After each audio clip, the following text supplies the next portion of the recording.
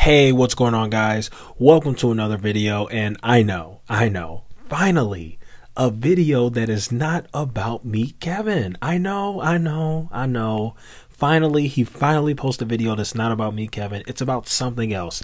I know. I'm sorry. I had a lot that I had to say about the guy. And like I said, I'm just going to make YouTube content that I like to make, and that's what I like to make. So, sorry. In the future, I am only going to talk about other YouTubers once a week. I did a poll on it on my YouTube, and it's going to be every Friday. I'm going to do a Grifter of the Week segment, and you guys can pretty much vote on who the Grifter of the Week is, and I'll figure out what they said that week that was insane, and that will be for the Friday segment of the show. And that's it. Fridays are the only days I'm allocating to talking about other YouTubers. So I feel like that's a good way to make everybody else happy. And besides that, the rest of the time we'll be talking about DraftKings, Arrival, all the other stocks you guys love. Okay, so here we go. So DraftKings had an investor day on Thursday, and I wanted to put the video out the first day, you guys, but the investor day was like an hour and 30 minutes. It was just way too long. I'm like, okay, I just don't have enough time to watch this whole thing. So I had to watch it in parts slowly. And then the other part to it was, honestly, the investor day just wasn't anything special. I'm sorry to say it, but I'm just going to be honest. I love Jason Robbins, love the management, love the company, still an investor, but I got to call it like I see it. You know, this isn't a cult. You know, we're here to make money and we're here to tell the truth. It wasn't bad, but it wasn't great either. You know, it wasn't the greatest thing ever. It was average. It was nothing. But I'm going to go over it for you guys anyway, because you guys may disagree with me. You may find nuggets in here. You may say, oh, no, that's good. I disagree with you. So let's just go ahead and get right into it. I'm going to go ahead and go over the highlights. So let's just go ahead and talk about it. So DraftKings basically used this investor day to deeper explain their business and what they plan to do going forward. And so they did that. And in their presentation, which took place last Thursday, DraftKings said that the overall sports betting and iGaming business is bigger than they thought it was. And that's good, even though I already kind of knew that, but whatever. With a total addressable market iGaming sports betting growing from 67 billion to 80 billion. And if you guys want my opinion, because I told you guys I'm a sports bettor, I'm not a degenerate, but I bet every once in a while. It's fun. I think the sports gaming industry is even bigger than that. I really do. And I don't think we're going to see that in full. I don't even know how they're measuring this, but it's hard to measure this when sports betting isn't even legal in some of the biggest states in America. You know, there's so much illegal sports betting that goes on. I remember, you guys know I live in Illinois. I'm not trying to tell them myself. Hopefully the freaking feds don't see this or nothing. But before Illinois legalized sports betting, let's just say many of us here were doing it illegally, because you're not going to stop us from betting just because you guys are freaking jerks. You know, if people want to bet, people want to bet, and betting is fun.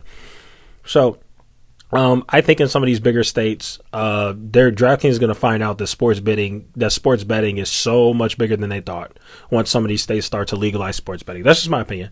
So what DraftKings also said in their report is that sports betting is currently legal in states that make up 44% of the entire population. That is very small. And DraftKings estimates that the top 3 companies in the space, which are FanDuel, BetMGM, and DraftKings, very important that you guys know that. That's really our only competition. Everybody else is pretty irrelevant, in my personal opinion, except maybe Caesars. They're 4th. But those top 3 companies own an 80% share of the online sports betting market, which is pretty astounding. And I'm sure most of you guys know DraftKings number 2, FanDuel's number 1. We're just going to keep it real here and be honest. It's just the truth.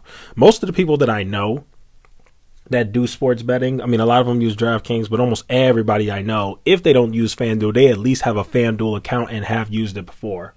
So that's pretty profound for sure. And so DraftKings also said, you can actually see it right here if it lets me highlight it. There we go. Yep. They are increasing their long-term adjusted EBITDA outlook to 2.1 billion, and this is from their original projection of 1.7 billion. So that's pretty good too. DraftKings also says that it has positive contributions from in 5 states and expects to have 5 more states be contribution positive by the end of 2022. So that is some good progress. DraftKings also noted that 3-year timelines from legalization to being contribution positive were realistic in all new states. However, contribution positive does not include, here's the big part, marketing dollars that the company is allocating in order to acquire those customers. And this right here is something that doesn't sit very well with investors. Now, investors were hoping that DraftKings will come out and say, hey, we're going to tone down on the spending. You know, we're going to cool out a little bit. We're going to do whatever we do. There was a company that just recently announced. I can't remember who it was. I'm sorry, guys. I know I made a video on it too, but I can't remember. There was a sports betting company that in their earnings report said that they were going to tone down on spending on marketing, and it actually made the stock shoot up and made investors happy. But you guys know, I don't mind that DraftKings is doing this.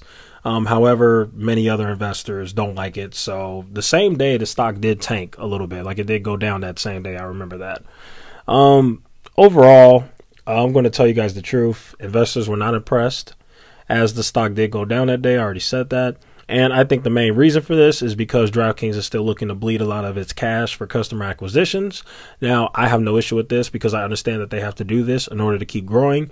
But regardless, many investors don't like it. But in my personal opinion, I'm kind of over the fact of caring about what other investors think, because I really don't see DraftKings going much lower from here. I mean, it could probably maybe go back to 17, but I think that might be the absolute bottom.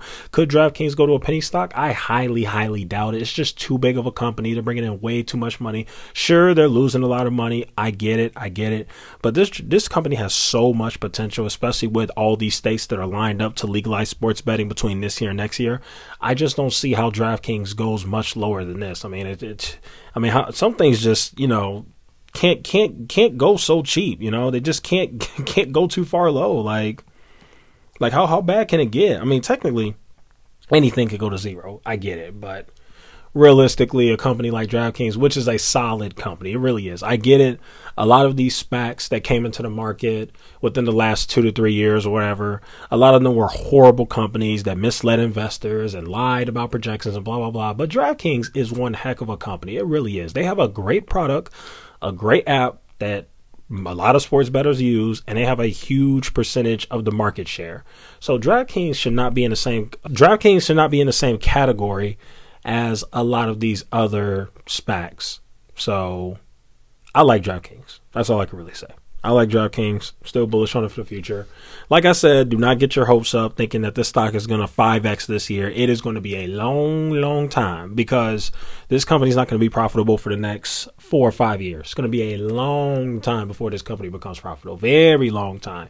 So those of us who are in this company, we are in it for the long term. I'm not panicking. I'm not tripping. I don't care what price it goes to. Not thinking about it, because I know that this is going to take a long time, but I am still extremely bullish on the company. And if it were to go back to $17 or less, you can best believe I will be putting my cash to work, and I will be buying this stock at a nice, beautiful discount, because I do love this company. And there you have it. That will go ahead and conclude today's video. Thank you guys so much for watching. Feel free to like, share, and subscribe, and I will see you guys in the next one.